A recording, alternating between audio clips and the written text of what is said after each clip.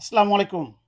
25শে March যে মধ্যরাতিতে পাকিস্তান হানাদার বাহিনী রাজারবাগ পুলিশ লাইন থেকে আরম্ভ করে ঢাকার বিভিন্ন জায়গায় এদেশের বাঙালি মানুষকে নির্বিচারে হত্যা করেছিল। তারপর 26শে মার্চ। সেই 26শে মার্চ বাংলাদেশের জন্মদিন। সেই 26শে মার্চ স্বাধীনতা দিবস। অত্যন্ত দুঃখ ভারাক্রান্ত মন নিয়ে আজকে আপনাদের সামনে আমাদের স্বাধীনতা দিবসের শুভেচ্ছা জানাচ্ছি। কারণ হচ্ছে কালকে যে স্বাধীনতা দিবস, এই দিন যে বাংলাদেশের জন্মদিন, সেই রকম কোনো উদ্বেগ উদ্দীপনা মানুষের মধ্যে দেখছি না। রাষ্ট্রীয় প্রতিষ্ঠানগুলো তাদের বিল্ডিংগুলো বিভিন্ন বাতিতে আলোকসজ্জায় উচ্ছ্বলিত ছিল, কিন্তু এই বছর নাই। 36 জুলাইয়ে আমি একজন শব্দযোদ্ধা, জীবন মরণ এবং জীবনের রিস্ক নিয়ে কথা বলেছি। 36-এ যারা আহত হয়েছেন, যারা শহীদ হয়েছেন, তারা কিন্তু এই 32-কে পুড়ে ফেলার জন্য নয়। তারা কিন্তু এই স্বাধীনতা দিবস এত নীরবে পালিত হবে সেটার জন্য নয়।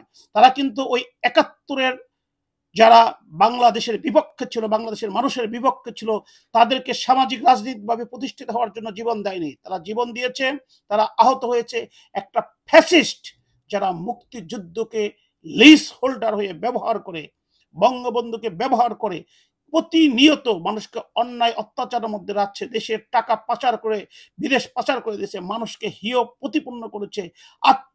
অহমিকায় তারা চূড়ান্ত পর্যায়ে চলে গিয়েছিল এবং মানুষের অধিকার ইলেকশন থেকে আরম্ভ করে কোনো কিছু দেয় নাই।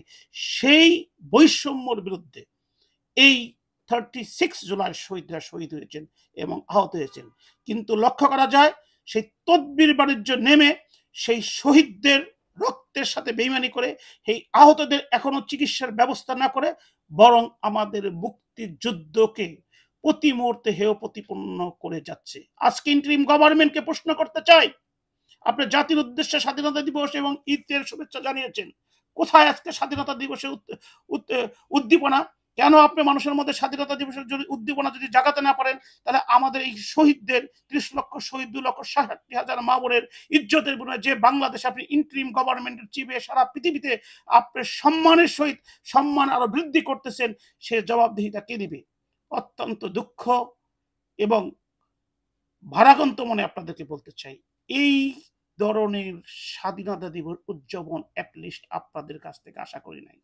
আশা করেছিলাম সেই ফ্যাসিস্ট শেখ হাসিনা যে লিজ হোল্ডার হয়েছিল মুক্তিযোদ্ধা, তাদেরকে উপযুক্ত জবাব দেওয়ার জন্য আপনাদের আমলে, আপনাদের সময় প্রত্যেকটা মুক্তিযুদ্ধের সাথে সম্পৃক্ত দিবসগুলো অতি উচ্ছ্বাসিতভাবে উদযাপিত হবে, কিন্তু আপনারা সেখানে ব্যর্থ হচ্ছেন। সেই ব্যর্থতায় ইন্ডিকেট করে আপনারা মুক্তিযুদ্ধকে বিশ্বাস করেন না। এই কথাটা বলার জন্য যদি আপনি আমাকে ফাঁসি দিতে চান, আমি প্রস্তুত আছি।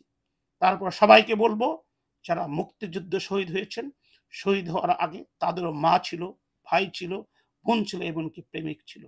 কিন্তু আপনি আমার অধিকারের জন্য এই ভূখণ্ডকে ভালোবেসে, বাংলাকে ভালোবেসে, এই মৃত্যুর আগে বলে গেছে, আমাকে দেখতে যদি তোমাদের সাধ জাগে, বাংলার মুখ তুমি দেখে নিও। আমি সেই মুক্তিযুদ্ধে বিশ্বাসী একজন লোক। আমি প্রতিনিয়ত বাংলার মুখ দেখি, বাংলার চেহারা দেখি। আজকে 25শে মার্চ রাত্রি 9টার দিকে আপনাদের সাথে আমি ভিডিও বার্তায় কথা বলছি, কিন্তু আমার স্বাধীন বাংলাদেশের কোনো সরকারি অফিস আদালতে আমি কোনো আলোকসজ্জা দেখতে পাচ্ছি না। মানুষের মধ্যে কোনো উচ্ছ্বাস উদ্দীপনা সৃষ্টি করার কোনো উদ্যোগ দেখতে পাচ্ছি না। সেই কারণে যারা আছেন তাদেরকে শুধু বলবো, মুক্তিযুদ্ধকে অবহেলিত করলে আপনারা অবহেলিত হবেন। মুক্তিযোদ্ধারা এই মাটিতে ঘুমিয়ে আছে, তাদের প্রত্যেকটি ত্যাগ তিতিক্ষা আমাদের রক্তকে আন্দোলিত করে এবং করবে। জাস্ট সময়ের ব্যাপার। সবাই ভালো থাকবেন। স্বাধীনতা দিবসের শুভেচ্ছা সকলকে।